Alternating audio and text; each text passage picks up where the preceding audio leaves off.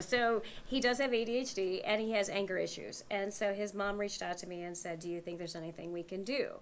I said, "Well, bring him out. Let's see. Who knows?" But the horses, they know what to do. I just kept telling him, I said, "The horses know what to do." I said, "Well, let's go outside. Preston and April outside. They're just eating hay. Let's go see what they'll do." He's like, "Okay, I need horse therapy." And of course, you don't correct a 10-year-old. It's not therapy. What I do is coaching. It has nothing to do with therapy because I'm not licensed as a therapist. Yeah, yeah. And so I laughed and I said, "All right, let's go see him." And what's interesting is he was going around the horses and he couldn't just calm down. I just had this thought in my mind. I said, "All right, I want you to put your left hand on his hip, the horse's hip, and I want you to put the right hand on his shoulder. And now what I want you to do," and he said, "Oh, but why?" I said, just do that. And then I want you to match your breathing with Preston." And he said, "Okay." I said, "Can you do that?" And he said, "I can." And he became very quiet. I said, "Can you hear his breathing?" And he said, "Yes." And then he leaned his forehead into the horse. So he basically is like this into the horse. So, sorry. His mom's looking at me and she's like, "He's never stood this still for," she goes, "ever." And so he's literally he's melded into that horse. And he was there probably a good almost 10 minutes.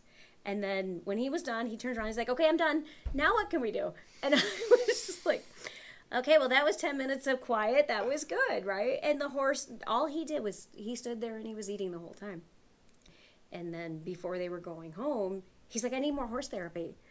And I said, "Okay." So we went back out to the barn and Preston was in the barn and he literally ran up to that horse and did the exact same thing and leaned into him.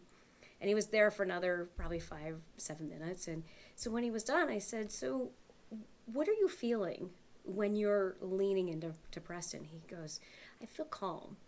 I said, "That's great. So Preston's doing what he's supposed to do." And he said, "Good." Well, at that point, Preston yawned. So when a horse takes from us what we're holding on to, they'll take it and then they yawn to get rid of it. Oh. And that's what I was explaining to this young man. He goes, "Well, why did he yawn?" And I said, "Because he took from you the anxiety you were feeling when you got here today. And because horses are much smarter than us, that they will not hold on to the stuff that causes us pain. So he released what he took from you." And I said, "How does that feel?" And he goes, "It feels really good."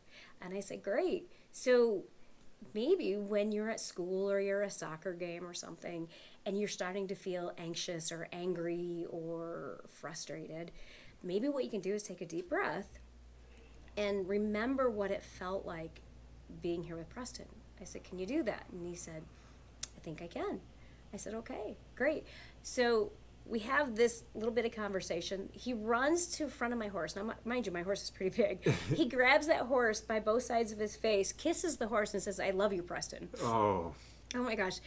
So I about melted at that point because I was like, "Oh my gosh, my crazy horse can actually do this." I was so happy.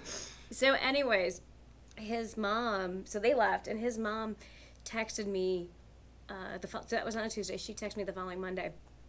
And she says, "I have to share." They were coming home from a soccer match, and the conversation in the vehicle was escalating.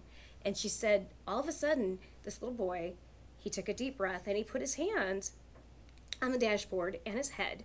And he was like that for a good minute. And she said, I was in tears. He sat back, and they finished the conversation. Sorry, this is what happens. I'm crying too, so you got me too. Yeah. Sorry. And so they finished the conversation. And so she said, "Were you thinking about Preston?" He goes, "I was." And so my horse changed that little boy's life. Yeah. I really do believe it. And it was just as simple as having him stand there and just Ground himself. ground himself with the horse. And that gives him a tool that when he's feeling anxious or whatever and he's losing control, he knows that he can regain control by just grounding himself.